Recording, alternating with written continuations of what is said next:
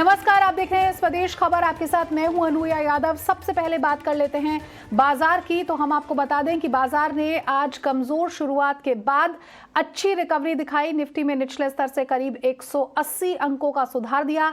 Bank Nifty में भी अच्छी तेजी रही और साथ ही साथ सेंसेक्स भी यहां ऊपर चढ़कर बंद हुआ। तो दिन भर के बाजार का हाल हम आपको यहां पर दिखा रहे हैं, कहां निवेशकों को मिला मौका। साथ ही साथ हम आपको बता दें कि बाजार में अब क्या कुछ नए ट्रिगर्स हैं, ये भी हम आपको बताएंगे। तो बड़ी हलचल आज बाजार में देखने को मिली। मेरे साथ पूजा त्रिपाठी यहां पर ज्यादा अपडेट के जुड़ गई है। पूजा, बताइए बाजार में आज क्या बड़ी हलचल देखने को मिली? जी, आज हमने देखा, जैसे कि आप बता भी रही थी, कि निचले स्तरों से बाजार में शानदार रिकवरी देखी गई है। और निफ्टी की अगर बात करेंगे तो करीब करीब 160 अंक रिकवर होकर बंद हुआ और सेंसेक्स में 600 अंकों से ज़्यादा की रिकवरी देखी गई है। और उसके अलावा बैंक निफ्टी में भी हम देख रहे थे कि दिन भर कमजोरी थी, लेकिन फिर आखिरी में वहाँ पर भी करीब 1.5% की मजबूती के साथ बैंक निफ्टी भी क्लोज हुआ।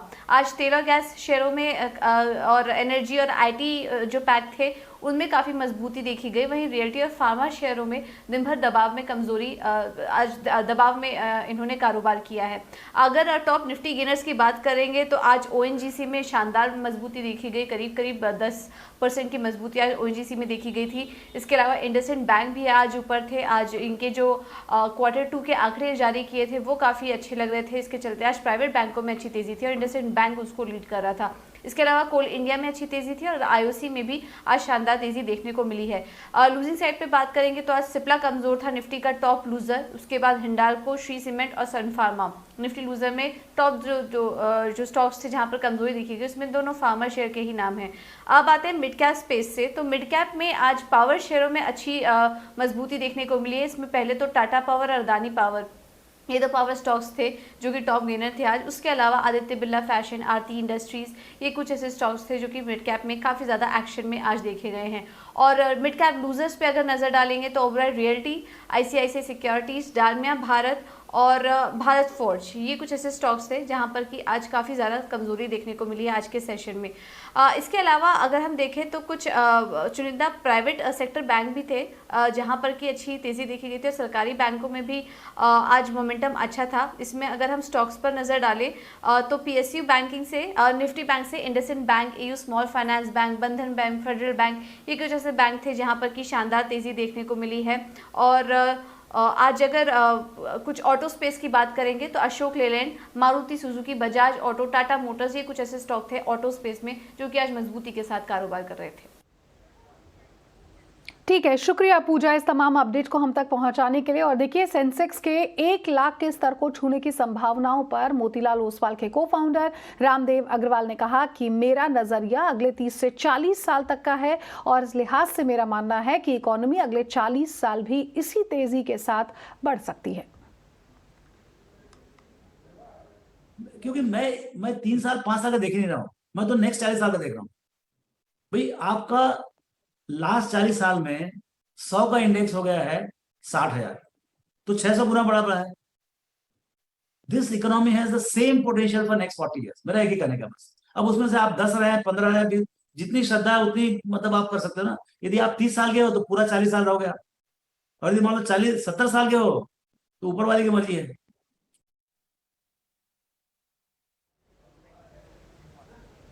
और साथ ही ET न्यूज प्रदेश के मैनेजिंग एडिटर निकुंज डालमिया से खास बातचीत के दौरान रामदेव अग्रवाल ने यह भी कहा कि भविष्य में निफ्टी की मजबूती की उम्मीद उन्होंने जताई। उन्होंने कहा कि पिछले 20 साल में टेक कंपनियों का हिस्सा काफी बढ़ा है। आने वाले वक्त में भी डिजिटल कंपनियों की हिस्सेदारी 20% तक बढ़ सकती है।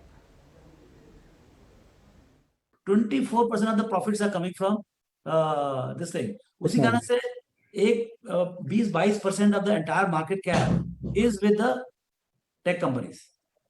एंड आपका नंबर 2 कंपनी 13-14 लाख करोड़ का TCS बन गया है। तो ये वैसे होने वाला है। आपका जो बैंक्स है, ये जो टेक कंपनीज है, एंड मेरे ख्याल से नया सेगमेंट आएगा। ये सब जो है वो तो है, लेकिन नया सेगमेंट आएगा जीरो से, वो होगा डिजिटल कंपनीज, और वो मेरे ख्याल से 20% होगा। सो 500 लाख करोड़ में से मिनिमम 100 लाख करोड़ जो है ना डिजिटल कंपनीज का आएगा। अब वो कौन से डिजिटल कंपनीज होंगे वो आप बताएं हमको।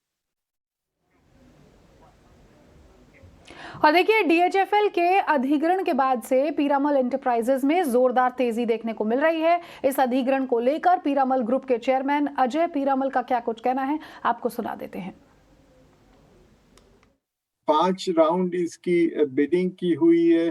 कई लोगों को और स्पेशली मीडिया और सब में काफी लोग, पहले हमारे जो कंपटीशन थे वो काफी ज्यादा बात कर रहे थे, लेकिन अंत में मैंने देखा है कि अगर आप का अच्छा वैल्यूएशन आपकी अच्छी है, असेसमेंट अच्छी है आपकी क्वालिटी ऑफ बुक की, तो ये अच्छा ट्रांजैक्शन अच्छा हुआ है, ये फायदेमंद रहेगा। हमारी यही पूरी कोशिश रहेगी कि ये जो मर्ज हो जाए पीरामल के साथ, ये खाली बढ़ेगा। ये बढ़ेगा सिर्फ हाउसिंग फाइनेंस के लिए नहीं, लेकिन भारत जो टियर 2 टियर 3 जो सिटीज में है, उस जिधर आज इकोनॉमी बढ़ रही है और उधर लोगों की भी आकांक्षाएं हो रही है। और देखिए, सरकार टेक्सटाइल सेक्टर के लिए बड़ा ऐलान कर सकती है। कल होने वाली कैबिनेट की बैठक में इसे लेकर क्या फैसला हो सकता है, इस पर मेरे साथ मेरे सहयोगी समीर दीक्षित यहां पर ज्यादा अपडेट के लिए जुड़ गए हैं। समीर, क्या कुछ खबर आपके पास है टेक्सटाइल सेक्टर को लेकर? क्या कुछ बड़ा ऐलान सरकार की तरफ से हो सकता है? जी बिल्कुल, मैं मेटल की नहीं बल्कि टेक्सटाइल सेक्टर का जिक्र करूंगा, क्योंकि इस वक्त टेक्सटाइल सेक्टर से जुड़ी हुई एक बड़ी खबर आ रही है, जहां यूनियन कैबिनेट टेक्सटाइल सेक्टर में मित्रा स्कीम को मंजूरी दे सकती है, इसको हरी झंडी दिखा सकती है। और कैबिनेट में जो कल कैबिनेट मीटिंग होने वाली है, इसमें एक औपचारिक इसको फॉर्मल अप्रूवल इसको दिया जा सकता है।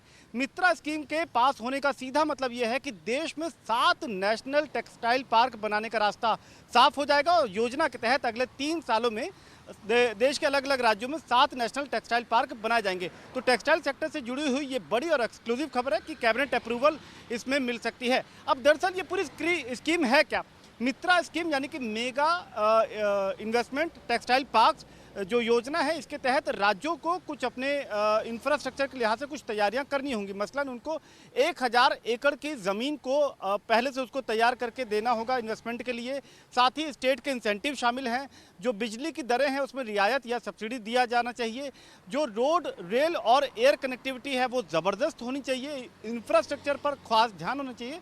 तो ऐसे राज्य जिनमें ये तमाम जो बेसिक ज़रूरतें हैं वो अगर पूरी होती हैं, तो वो राज्य ज़रूर तौर पे ये इंफ्रास्ट्रक्चर नेशनल इन्वेस्टमेंट जो टेक्सटाइल पार्क के लिए है उसमें वो जीत हासिल कर सकते हैं। योजना यह है कि एक बार कैबिनेट से हरी झंडी मिलने के बाद केंद्र सरकार एक एक्सप्रेशन ऑफ इंटरेस्ट जारी करेगी, EOI, जिसमें तमाम राज्य आवेदन करेंगे और जो राज्य उसको इवैल्यूएशन के बाद जो जीतेगा उसको ये टेक्सटाइल पार्क बनाने की अनुमति दी जाएगी। और इसमें अच्छा खासा सरकार को उम्मीद है कि वो निवेश, खासकर फॉरेन डायरेक्ट इन्वेस्टमेंट वो ला पाएंगे। तो ये एक बड़ा बूस्टर डोज टेक्सटाइल पार्क के लिए आने वाला यहाँ पे दिखाई दे रहा है, जिसमें कैबिनेट से जल्द इसमें मंजूरी मिल सकती है। जी ठीक है, शुक्रिया समीर इस अपडेट को हम तक पहुंचाने के लिए। और अब देख लिए, टेक्सटाइल सेक्टर की बात के बाद हम एक एक्सक्लूसिव खबर आपको यहां ET नाउ स्वदेश पर दिखा देते हैं, जो RINL यानी कि राष्ट्रीय इस्पात निगम लिमिटेड के विनिवेश से जुड़ी हुई है। RINL के विनिवेश पर जल्द ही अहम बैठक होने वाली है, जिसमें ट्रांजैक्शंस और लीगल एडवाइजर के अंतिम चयन पर विचार होगा। इस एक्सक्लूसिव खबर पर ज्यादा डिटेल्स लेकर मेरे साथ मेरे सहयोगी प्रकाश प्रियदर्शी मौजूद हैं। प्रकाश, बताइए क्या कुछ अपडेट और आपके पास है? देखिए, ऐसा लग रहा है कि सरकार अब स्टील सेक्टर में डिसइन्वेस्टमेंट के प्रोसेस को काफ़ी तेज़ करना चाहती है और उसकी तैयारी शुरू हो गई है। सूत्रों से जो जानकारी हमें मिल रही है उसके हिसाब से core group of secretaries on disinvestment यानी कि जो CGD है, उसकी बैठक 8 तारीख को होने वाली है, इसी हफ्ते। इसमें जैसा कि हमें सोर्स बता रहे हैं कि कई अहम मसले हैं जिस पर फैसला भी होगा और चर्चा भी होगी। सबसे अहम तो ये कि जो RINL है, जिसकी 100% विनिवेश का फैसला सरकार कर चुकी है, उसके लिए लीगल और जो ट्रांजैक्शन एडवाइजर है उसके सिलेक्शन पर फाइनल मुहर लगेगा। जो कुछ फॉर्म्स हैं जिनका सिलेक्शन हुआ था, उन्होंने अपना प्रेजेंटेशन दीपम को दे दिया है। इसके अलावा सोर्स हमें ये भी बता रहे हैं कि सरकार ये चाहती है कि इस फाइनेंशियल ईयर में कम से कम 3 स्टील प्लांट्स जो हैं उसका डिसइन्वेस्टमेंट हो जाए। आपको पता है कि 6 ऐसे स्टील प्लांट्स हैं जिसको कि इनिशियल फेज में सरकार ने शॉर्ट लिस्टेड किया है, जिसमें RINL के अलावा सेल के भी कुछ स्टील प्लांट्स हैं, जिसमें भद्रावती है या सलेम जैसे जो स्टील प्लांट्स हैं, उस पर जो ऑलरेडी अंडर प्रोसेस है, उस पर रणनीति बनेगी कि कैसे आगे बढ़ा जाए। इसके अलावा NMDC और NINL भी है। NMDC के भी दो स्टील प्लांट्स हैं जो कि अंडर प्रोसेस है। तो सरकार इस रणनीति के साथ आगे बढ़ रही है कि कम से कम इस फाइनेंशियल ईयर में 3 स्टील प्लांट्स के जो विनिवेश का जो टारगेट है उसको पूरा किया जाए। इस पर एक अहम बैठक है 8 तारीख को, और उम्मीद की जा रही है कि CGD जो है कुछ अहम फैसले लेगी। बिल्कुल, शुक्रिया प्रकाश प्रदर्शी इस अपडेट को हम तक पहुंचाने के लिए। और देखिए, चिप की कमी से जूझ रही मारुति ने आने वाले त्योहारी सीजन में अच्छी डिमांड की उम्मीद जताई है। कंपनी के सीनियर ED शशांक श्रीवास्तव का कहना है कि चिप की कमी कब दूर होगी, ये कहना मुश्किल है। अगर हम डिमांड साइड के पैरामीटर्स का जिक्र करें तो डिमांड साइड पैरामीटर्स जो इंक्वायरी लेवल है कंज्यूमर्स की तरफ से या जो बुकिंग्स हैं वो काफ़ी अच्छी है। तो उस लिहाज से हमें थोड़ी सी खुशी है कि जो मार्केट में जो बाजार में डिमांड है वो इस समय अच्छी है, and I think it will continue to be like this for some time, at least till the festive season. लेकिन दूसरी तरफ एक जो सप्लाई साइड का इश्यूज है वो अभी भी एक दिक्कत वाली बात बनी हुई है इंडस्ट्री के लिए। ग्लोबल जो चिप शॉर्टेज है उससे सिर्फ हिंदुस्तान की नहीं बल्कि आलमी तौर पे ये इस पे असर पड़ा है सप्लाई की साइड पे, and I think that is true for India also.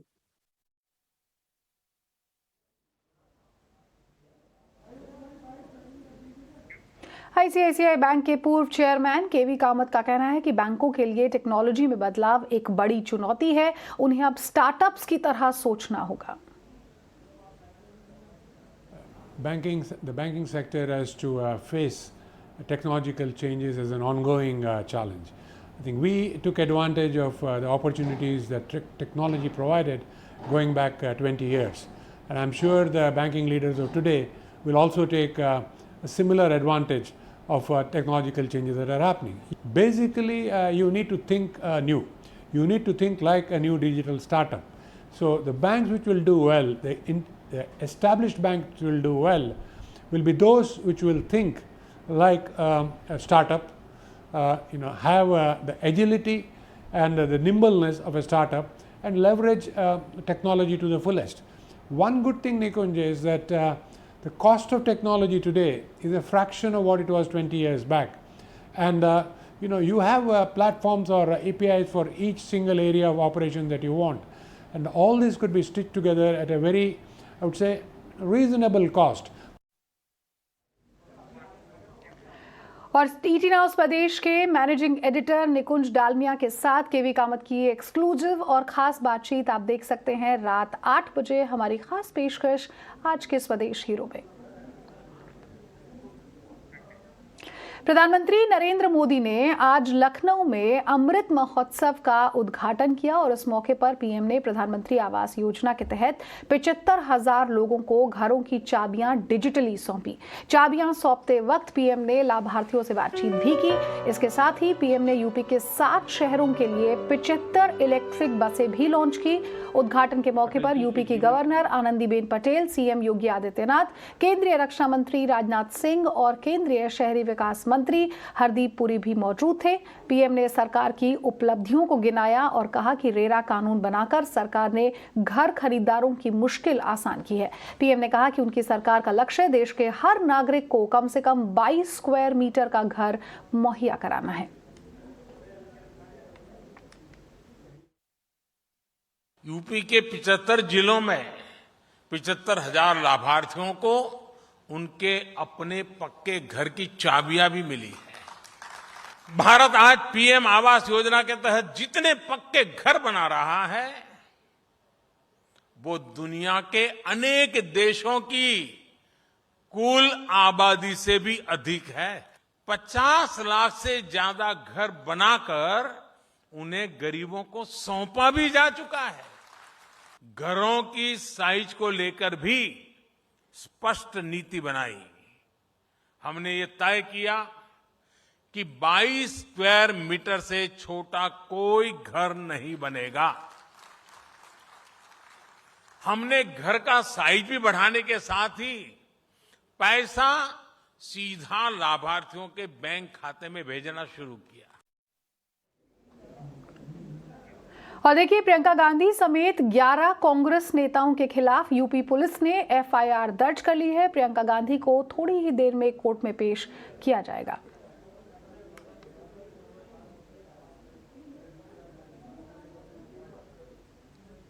और इससे पहले प्रियंका गांधी ने सोशल मीडिया पर किसानों को कुचलने का वीडियो दिखाकर पीएम मोदी से सवाल भी किया। सोशल मीडिया पर वीडियो दिखाते हुए प्रियंका ने पीएम मोदी से पूछा कि किसानों को कुचलने वाले मंत्री के बेटे की गिरफ्तारी आखिर कब होगी। मोदी जी नमस्कार। मैंने सुना है कि आज आजादी का अमृत उत्सव मनाने के लिए आप लखनऊ आ रहे हैं। मैं आपसे पूछना चाहती हूँ कि आपने ये वीडियो देखा है?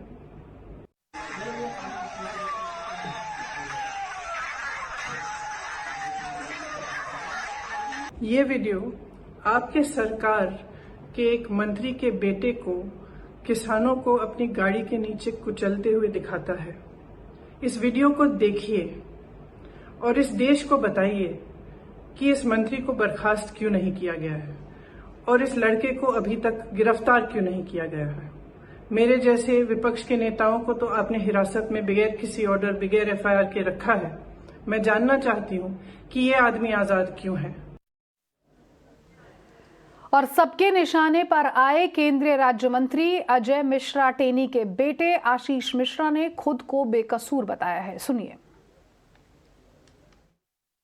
देखिए, वही बात हम कह रहे थे कि उन लोगों ने एक आरोप लगाया कि वो चले गए, गोलियां चलाते हुए चले गए, और पीएम में जो आई है जांच की उसमें गोली नहीं लगी है। तो इससे ये बात स्पष्ट हो रही है कि ना मैं वहाँ मौजूद था, ना वहाँ पर गोलियां चली। जो भी इंजरी हुई हैं, हमारे लोगों को दिखाया गया है कि पीट पीट करके हत्या कर दी गई। वो सारे भाजपा के ही कार्यकर्ता थे, और जो भी आया है वो सामने आ ही जाएगा जैसा भी हो रहा है। और जो टीवी में आप लोगों के माध्यम से जो हम लोग देख पा रहे हैं वही है। बाकी चूंकि हमको बहुत ज़्यादा अधिक जानकारी नहीं, मैं कार्यक्रम स्थल पर ही था। और एक बार फिर से देश में पेट्रोल और डीजल के दामों में बढ़ोतरी हुई है। आज तेल कंपनियों ने पेट्रोल के दाम 25 पैसे और डीजल के दाम में 32 पैसे तक बढ़ाए हैं, जिसके बाद दिल्ली में आज पेट्रोल की कीमत 102 रुपए 64 पैसे प्रति लीटर और डीजल की कीमत 91 रुपए 7 पैसे प्रति लीटर पर बिक रही है। जबकि मुंबई में पेट्रोल की कीमत 108 रुपए 67 पैसे है प्रति लीटर। वहीं डीजल के लिए आपको 98 रुपए 80 पैसे प्रति लीटर खर्च करने होंगे। चेन्नई का भाव भी देख लीजिए। चेन्नई में पेट्रोल जो है वो 100 रुपए 23 पैसे प्रति लीटर और डीजल 95 रुपए 60 पैसे के करीब पहुंच गया है। कोलकाता में पेट्रोल 103 रुपए 36 पैसे प्रति लीटर है और डीजल के लिए आपको 94 रुपए 17 पैसे खर्च करने होंगे। हम आपको बता दें कि अक्टूबर महीने के बीते 5 दिनों में ये चौथी बार है जब पेट्रोल और डीजल के दामों में बढ़ोतरी की गई है और इसी के साथ देश के 26 राज्यों में पेट्रोल 100 रुपए प्रति लीटर के पार निकल गया है।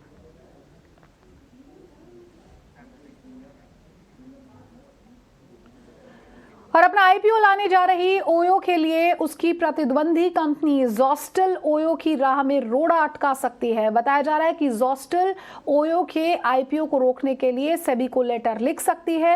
दरअसल ज़ोस्टल ने अगस्त में ओयो के आईपीओ को रोकने के लिए कदम उठाया था और ओयो लिस्टिंग रेगुलेशंस के नियमों का उल्लंघन इसे कहा था। वहीं उसके बाद ओयो ने सितंबर में आईपीओ के लिए सेबी के पास अर्जी दी थी। हालांकि अभी इस मामले में 7 अक्टूबर को दिल्ली हाई कोर्ट में सुनवाई होनी है।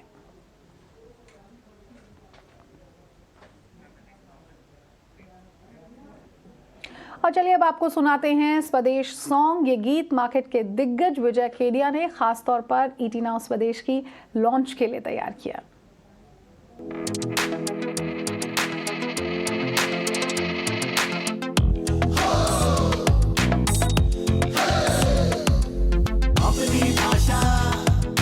अपनी रीत, अपने सुर है, अपना संगीत, अपने पर्व है, अपने देश दिखलाने आया स्वदेश। अपने पर्व है, अपने देश दिखलाने आया स्वदेश। दिखलाने